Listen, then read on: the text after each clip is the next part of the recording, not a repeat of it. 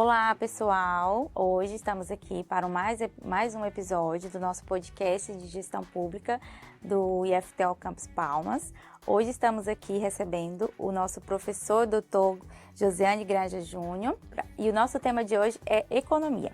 Meu nome é Ana Caroline, eu sou estudante do curso. Seja muito bem-vindo, professor. É uma honra e um prazer enorme recebê-lo aqui hoje. Boa noite, muito obrigado pelo convite e vamos lá. Vamos lá. Professor, vamos iniciar de uma forma mais ampla. Eu vou direcionar a primeira pergunta para o senhor. E a gente quer entender mais um pouco qual é a relação entre a política internacional e a economia global.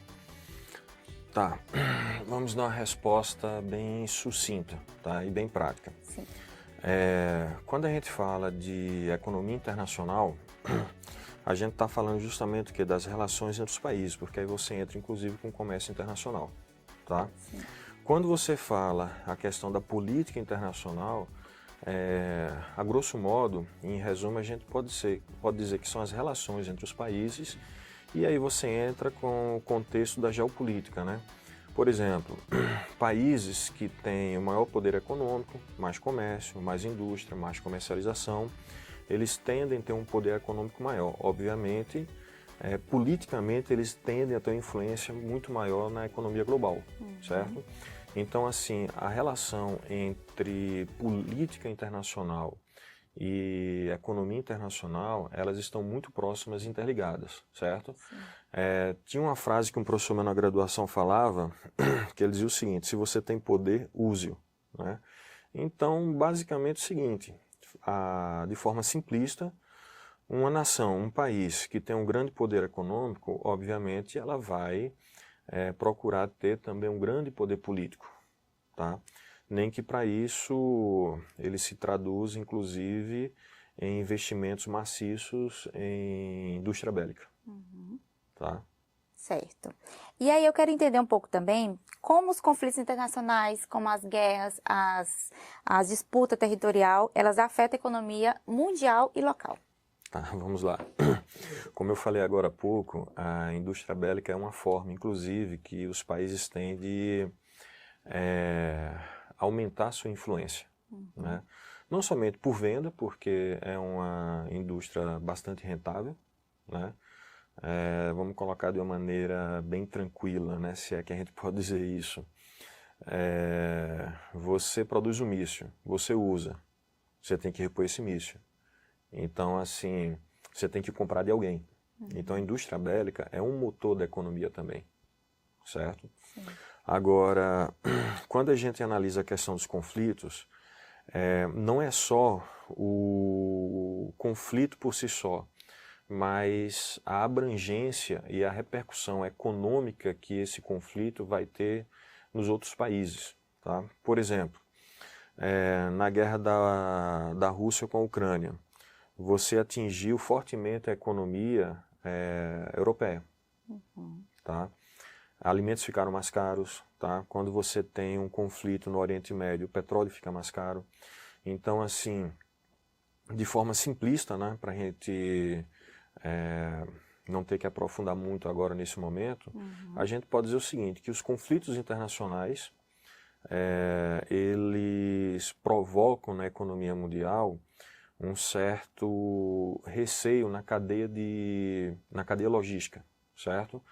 Porque você precisa produzir num local e levar para outro.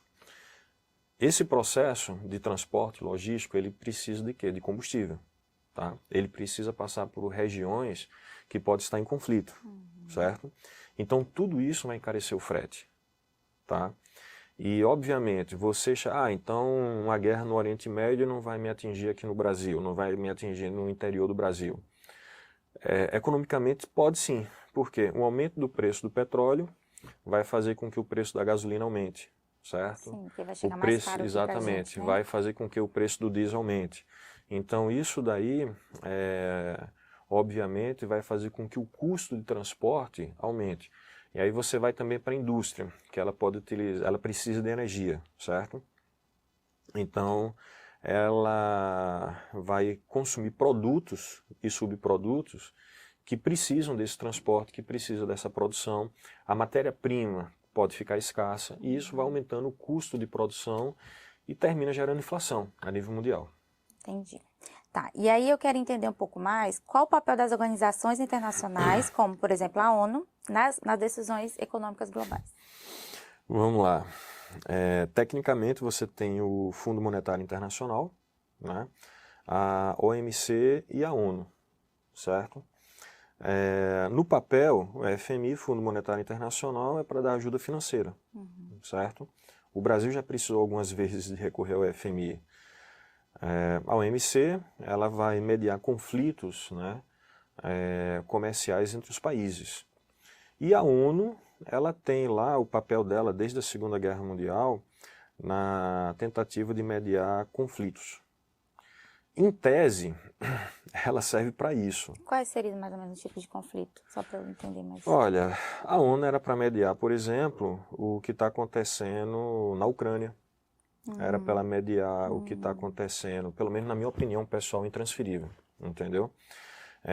Determinados conflitos na América Central, ela poderia também estar mediando, tá? Ou seja, a ideia da ONU é que aí você tem a educação lá dentro, você tem... de certa forma é para ajudar a resolver esses problemas, certo? Educação, saúde... quando você tem conflitos mais sérios, era para ela entrar e resolver, tá? Assim, em tese, você teria isso, certo? Que era para a ONU ajudar nesse processo, vamos colocar assim, tá? Mas, na prática, nos últimos anos, eu acredito que a única organização que tem dado uma resposta mínima à sua proposta foi a OMC, tá? Mas o FMI e a ONU, eu acredito que deixam um pouco a desejar, certo? O motivo é bem simples. Se você for pegar os países internamente, eles não vão querer receber ordem de uma organização externa, certo? Então, assim, fica um pouco mais complicado esse processo, né? A ONU chega, ó, você tem que agir de tal forma, você não pode fazer isso. Dependendo da situação, o país não vai querer seguir a ONU. Entendi. Certo? Dessas organizações, só para eu entender melhor, dessas organizações, recentemente vimos que teve um conflito econômico, acredito eu, dos Estados Unidos e a China. Dessa Aí, organização, nesse no caso, caso, seria que mais entra a a OMC. OMC. Exatamente isso. Entendi, só para ver se deveria entrar, né?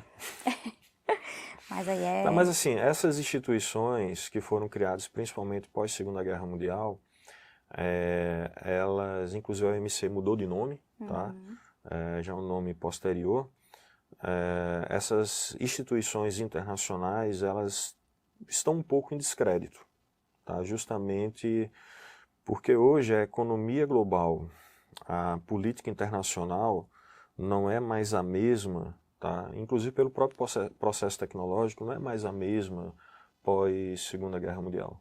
Tá? Então, assim, a gente tem que ter um pouco de cuidado e de zelo quando a gente dá uma opinião mais profunda.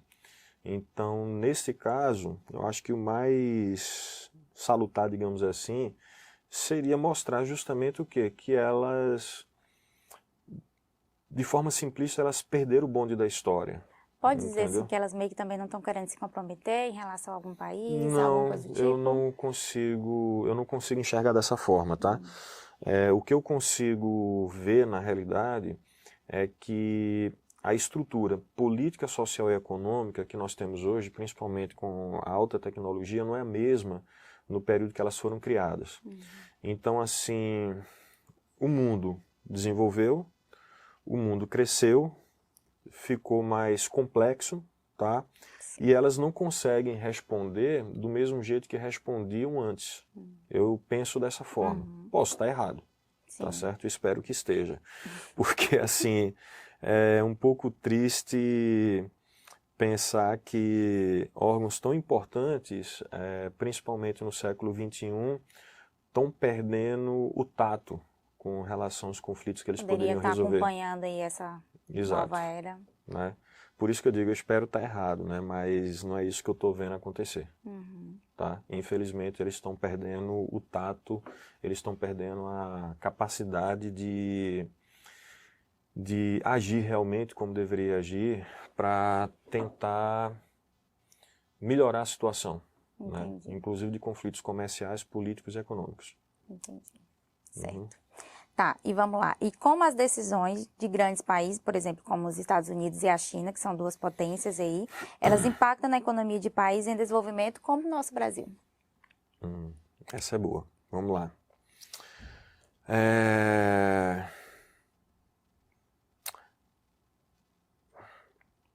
Acho que a maneira mais simples de explicar é o seguinte, tá? Você imagina uma balsa, Sim. né, que vai atravessar um rio. Aí você tem um caminhão nessa balsa e um monte de carro pequeno, tá, que está dentro dessa balsa. Só que tem um outro caminhão que precisa entrar, certo? Só que na hora que esse outro caminhão entra, ele vai esparramar os carros pequenos para todo lado, concorda? Sim. A balsa vai desequilibrar, correndo o risco até de afundar, ou de jogar os carros pequenos no fundo do rio, certo? Então, o que é que eu estou querendo dizer com isso? Você tem uma grande economia que é americana, extremamente consumidora, certo? Com alto poder aquisitivo, e vários países pequenos que produzem, que vendem para os Estados Unidos, um vende para o outro. Só que entrou um novo jogador nessa balsa, que é a China. A China. E ela está entrando, e ela entrou, né, no comércio internacional. E, cara, ela entrou e entrou com força, porque a indústria do mundo, vamos dizer assim, está lá. Ela é uma fábrica. Tudo, né? Exato. Muita coisa. Ela produz de tudo. Então, assim, ela entrou e ela vai querer o espaço dela. Como a gente tinha comentado com relação à primeira pergunta, se você tem poder, você vai querer usar. E ela entrou, só que ela depende muito dos Estados Unidos. Então, quando os Estados Unidos agem com relação às suas taxas, né? Ó, você quer vender aqui pra gente, você vai ter que entrar no jogo. Tá? Se não entrar no jogo, eu vou aumentar as taxas. Exatamente, eu vi a notícia falando disso, do Trump lá querendo aumentar as taxas lá do pessoal da China, uma coisa assim, né? Tá. Vamos lá, deixa eu utilizar como exemplo aqui o Brasil, que talvez seja mais fácil de entender. Quando os Estados Unidos vai vender aqui pra gente, a gente cobra altas taxas dele. Entendeu? Então, assim, é um jogo desigual, certo?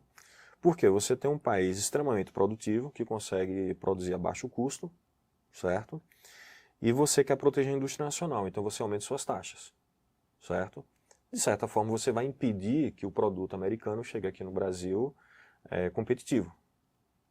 Concorda? Sim. Então, assim, Chega mais caro, acontece a mesma coisa nos Estados Unidos. A gente vende para os Estados Unidos e os Estados Unidos cobram tarifas mais baixas, certo?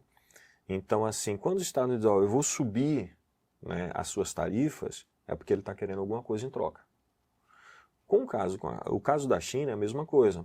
A China cobra altas taxas dos Estados Unidos também, certo? Comparada com as taxas que os Estados Unidos cobram. Então ele chega assim, vou aumentar suas taxas, certo? E ele quer outras coisas também, porque o maior produtor de terras raras hoje do mundo é a China. Ela é praticamente um monopólio. E ele precisa dessas terras raras. Então, obviamente, ele já, vou negociar.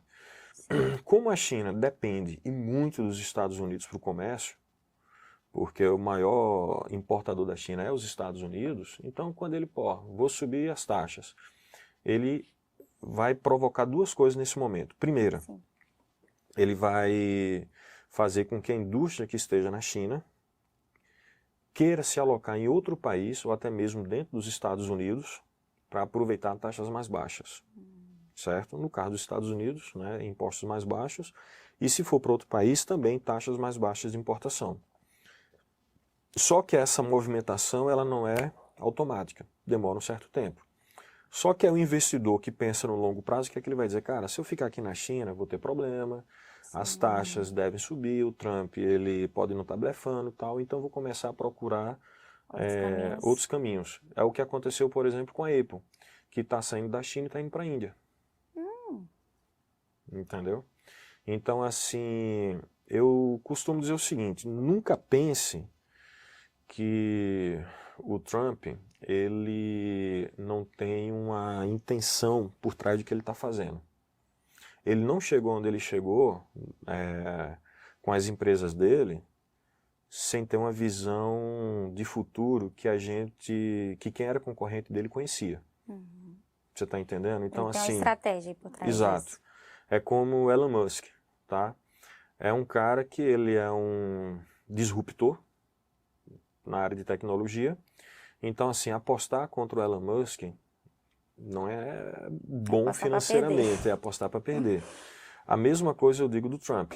E ele trouxe toda a experiência que ele tem na política, tá? Que ele tem no setor empresarial, ele trouxe para a política. Então, assim, eu acho muito complicado você querer apostar contra a economia americana, certo? Então ele está fazendo isso por um motivo. Se você for pegar, por exemplo, a China, hoje a China ela tem uma dívida pública imensa, muito maior do que a americana, proporcionalmente ao PIB do país, Sim. certo? Então, assim, não estou dizendo que a China vai quebrar amanhã ou depois, só que a situação econômica dela é muito mais complexa do que a americana, certo? E você apostar contra a maior economia do mundo, tá? Como às vezes eu vejo algumas pessoas torcendo para que os Estados Unidos quebrem. Olha, eu digo uma coisa, na hora que os Estados Unidos tiver um resfriado, o Brasil está com a tuberculose. Então a gente tem que tomar muito cuidado. Vai afetar, né? Exato. A gente tem que tomar muito cuidado com esse sonho que algumas pessoas têm de dizer, não, os Estados têm que quebrar, Aí não é sei loucura, o quê. né? É loucura. Certo. Conta pra gente qual a importância dos blocos econômicos, como o Mercosul, União Europeia, nas relações internacionais. Tá, os blocos econômicos, aí você tem as parcerias comerciais, né? Tá? Então, os blocos econômicos, de forma bem resumida, eles tentam... a intenção deles é você criar acordos comerciais justamente para que os países eles possam ter tarifas menores, certo? Então, as APCs, né, que são os acordos preferenciais de comércio, eles servem justamente para isso, quando você tenta pegar um bloco para negociar com outro bloco, ok?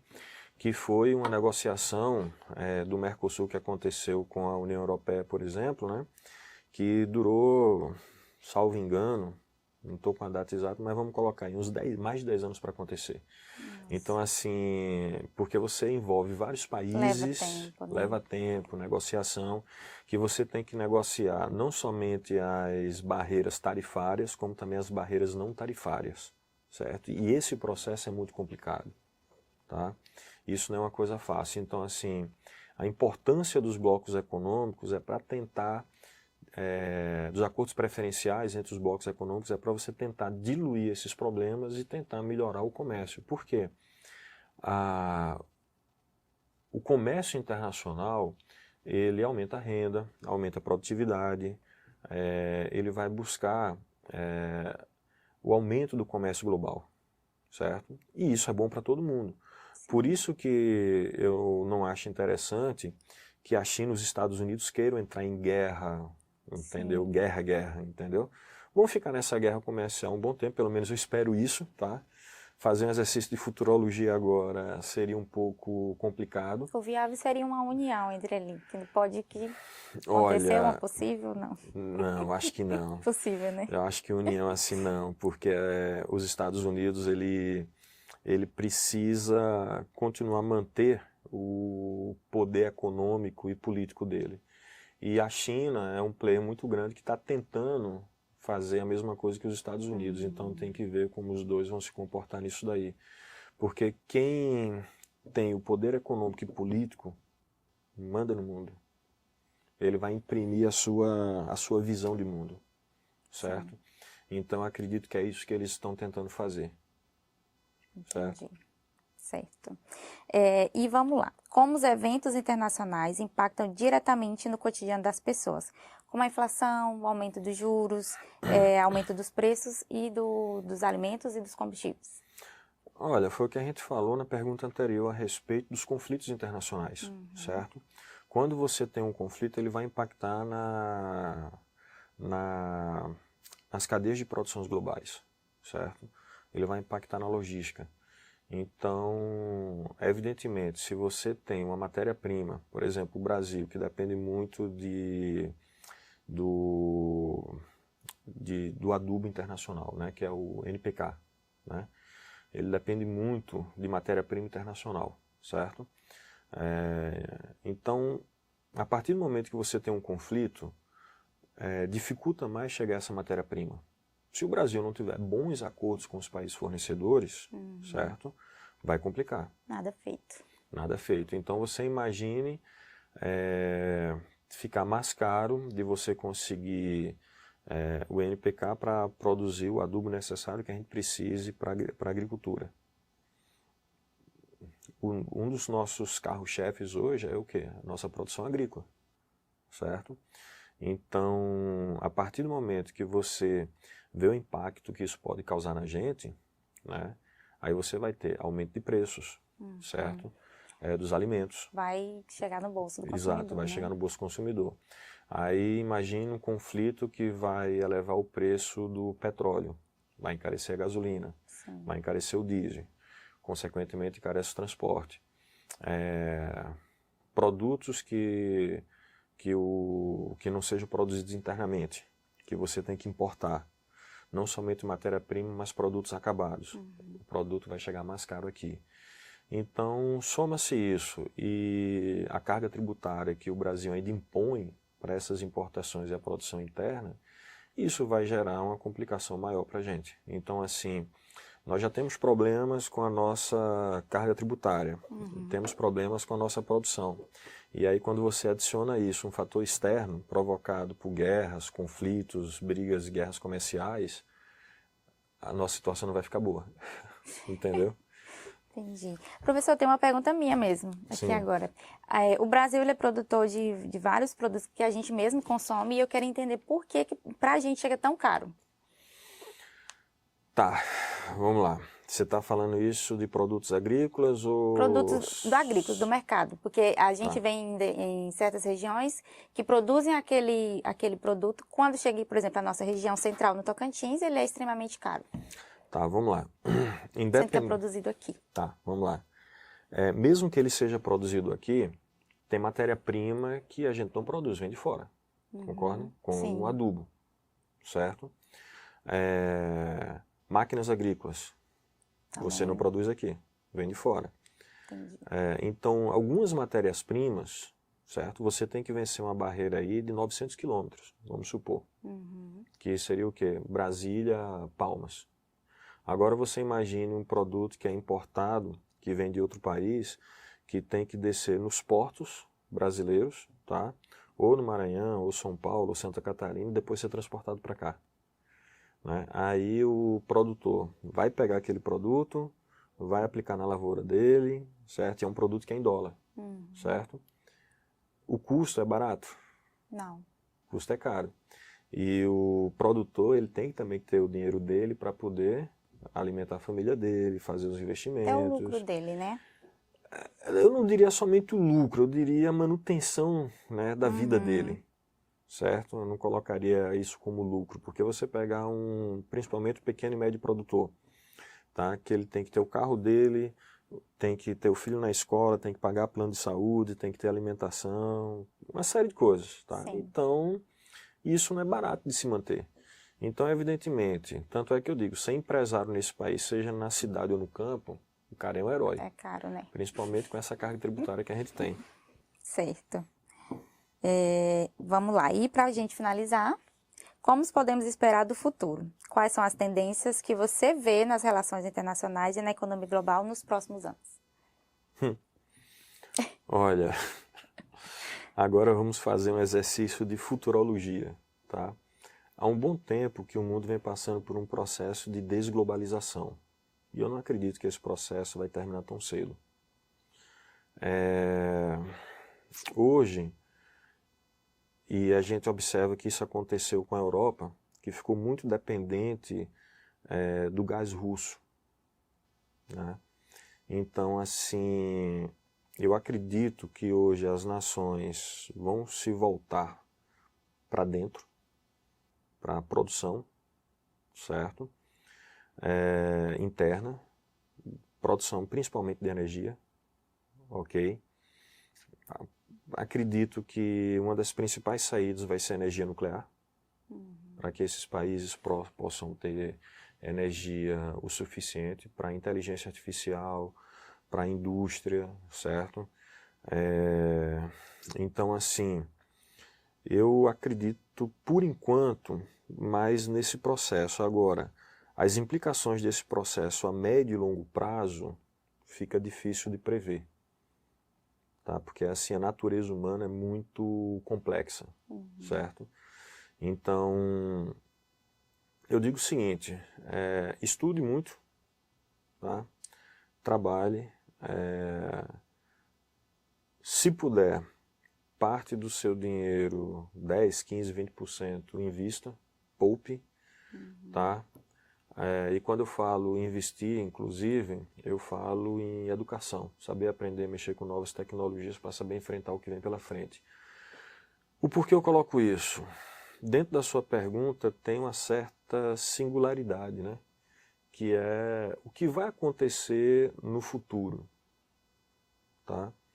Olha, com inteligência artificial, com os mercados globais que estão em risco, certo? Com essas guerras comerciais, com que os Estados Unidos, ele vai fazer o que ele puder fazer para conseguir se manter ainda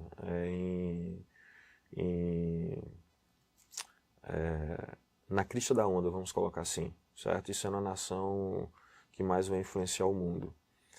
E com a tecnologia que ele tem, isso vai durar muito tempo, certo? Então, assim, como se preparar? Estude, tenha uma visão holística, seja muito bom na sua área, mas conheça um pouco das áreas próximas à sua, certo? Porque tirando isso, não adianta. E quem achar assim, os Estados Unidos daqui a 1 ano, 2, 3, vai ruir. Olha, o Império Romano durou muito tempo, né? E a nação americana, comparada com o tempo que o Império Romano dominou aí o mundo, ela ainda está muito nova, certo? E os princípios que ela adota, não somente internamente, mas comercialmente falando, com investimentos, é o país que mais investe hoje, por exemplo, em inteligência artificial. Tá? E ela vai trazer muitos investimentos para dentro do país e para as nações amigas dela. Porque se ela não conseguir entrar num processo de paz comercial, vamos colocar assim, com a China, ela vai querer substituir a China por outros parceiros comerciais. Tá? E isso é uma coisa que eu digo, a China tem que tomar cuidado. Por mais tecnologia que a China tenha, principalmente com terras raras, e ela seja praticamente o país que mais exporta terras raras do mundo, os Estados Unidos está desenvolvendo tecnologias que não precisam de terras raras, e ele também vai começar a investir maciçamente na produção e o refino de terras raras. Então, assim, eu acredito que a tendência dos Estados Unidos a médio e longo prazo é se tornar mais independente da China, enquanto que a China precisa muito dos Estados Unidos, certo? Comercialmente falando, porque ela não tem como produzir o suficiente do jeito que ela está hoje, no excesso de produção que ela tem, tá? Ela conseguir exportar para outros países. Ou seja, quantos países no mundo poderiam absorver a produção da China? Tá? Ou seja, substituir. Vamos imaginar isso. Toda a produção da China vai para outros países, não vai mais para os Estados Unidos. Ela não consegue fazer isso. Ela não tem tantos players assim, né, tantos jogadores que possam importar os produtos dela. E você vê a crise dos carros elétricos que está acontecendo com a China. Tá? Não é fácil, ela não consegue exportar para todo mundo. E a China está tentando, por exemplo, exportar muito carro aqui para o Brasil. Se ela conseguir fazer isso, a indústria nacional automobilística morre. Sim. Tá? Então, assim, ela não tem como, né, substituir os Estados Unidos. E os Estados Unidos vai tentar substituir a China.